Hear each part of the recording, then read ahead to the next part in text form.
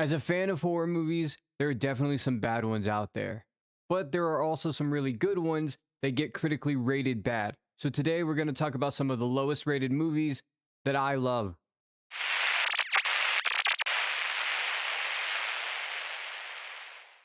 Up first, we have As Above, So Below with a critic rating at 30%. It wasn't my fault!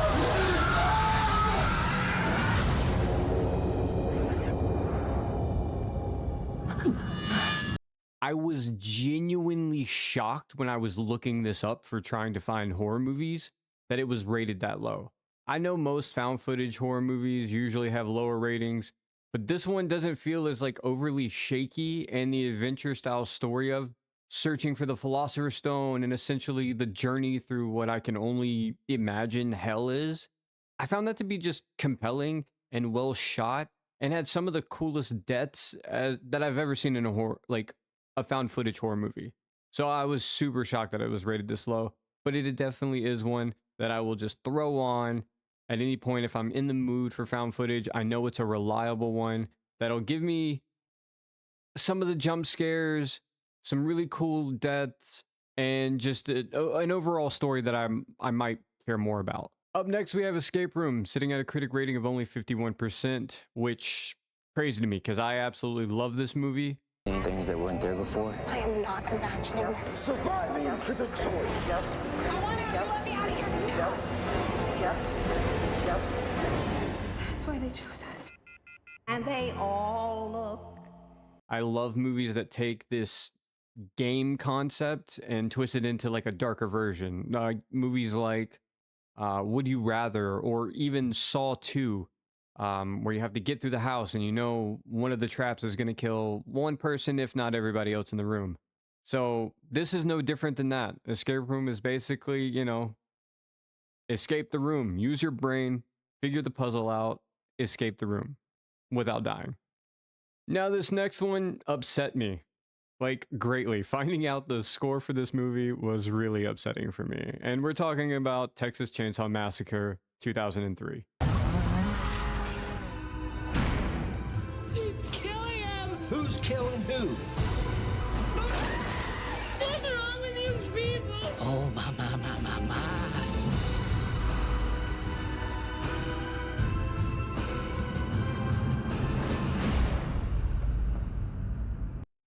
Coming in with a critic rating of only 37%, which is probably the most surprising one on this list, for me at least. I find this one to be a really good remake. It's dark and greedy and gruesome from the moment they pick that stranger up off the road to the very end of the movie. It's just gritty. It's a movie that I can feel the humidity and sweat through the movie.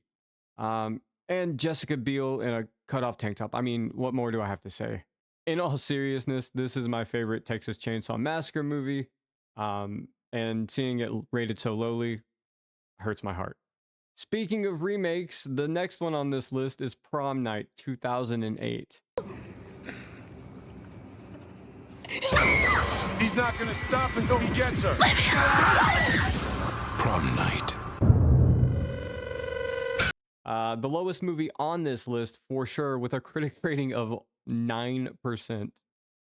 This movie has almost zero in common with the original, and honestly, it isn't a great movie. I'm not going to sit here and tell you, oh my god, this movie is so great, it means so much to me.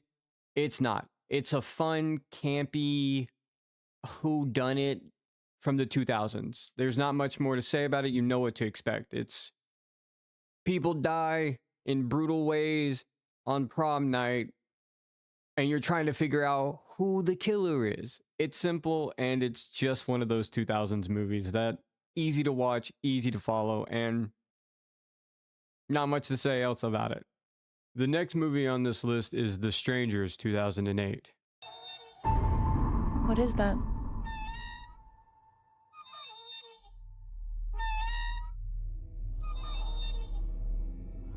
It's okay, there's nothing here.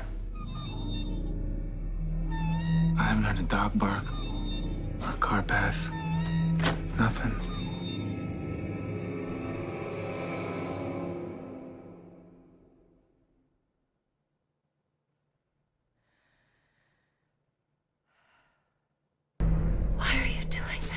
us. Because you were home.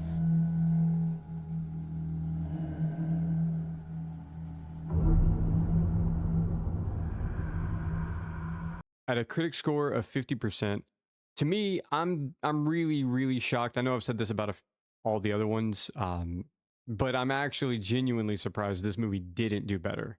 Um, I actually looked this one up on a random note to see if it was even on the list because I thought it was going to be too high of a rating, but this one actually is a lot lower and actually does shock me.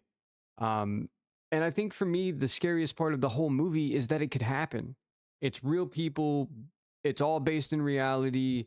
Inspired by true events was always a terrifying thing to see when you were younger. And all it is about a couple who are forced into this vacation home because they were leaving a wedding and they ended up, I guess, breaking up midway through this adventure, and now they're stuck in this house for the night.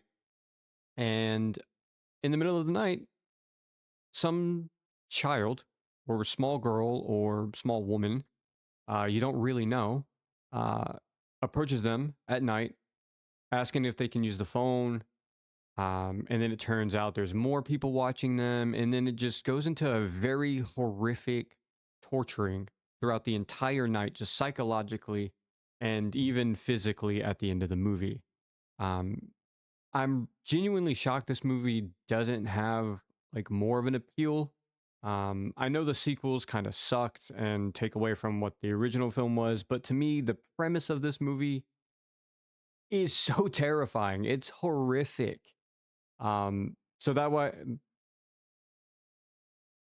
I mean, to me, this film is truly terrifying and horrific, and that's why it's on the list. I can rewatch this movie, but it actually still will get to me from time to time. Crazy enough, I did not plan this video and t-shirt combo, but this next one is Jennifer's Body. He's scared.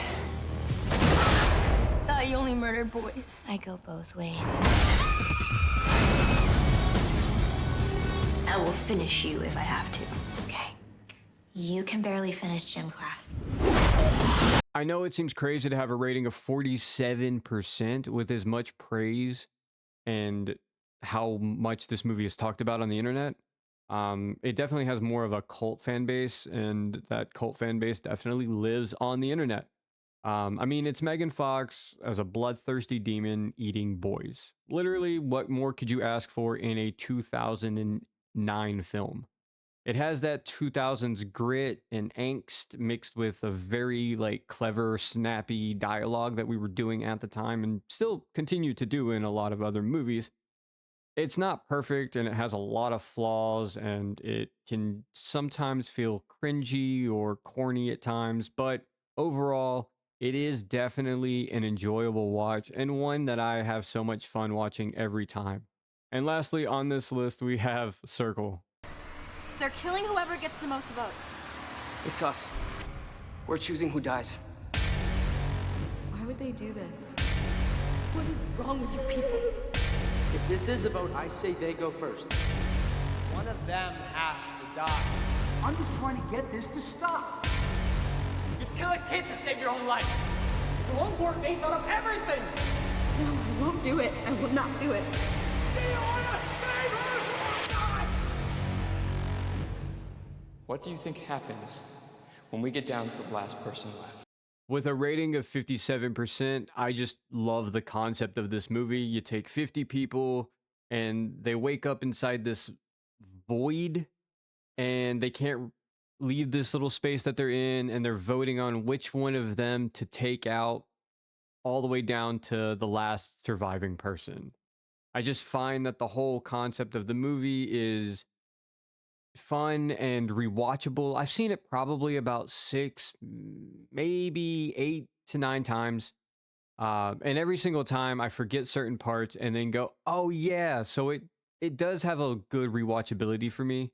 And just holding that suspense through the entirety of the film itself, while like having you guess what's going to happen next, who's going to be the next person to go, who deserves to go, who you would probably send rather than the person they chose, and you're making these decisions along. It's pretty fun to watch. And so I'm actually kind of surprised it didn't have a little bit higher of a rating than it did, especially with all of the suspense inside of it, and all of the guessing how it could play out. So, guys, let me know if you've seen any of the ones named, or let me know some of your favorite low-rated horror movies. And remember to like, comment, and subscribe, and I will see you guys in the next one.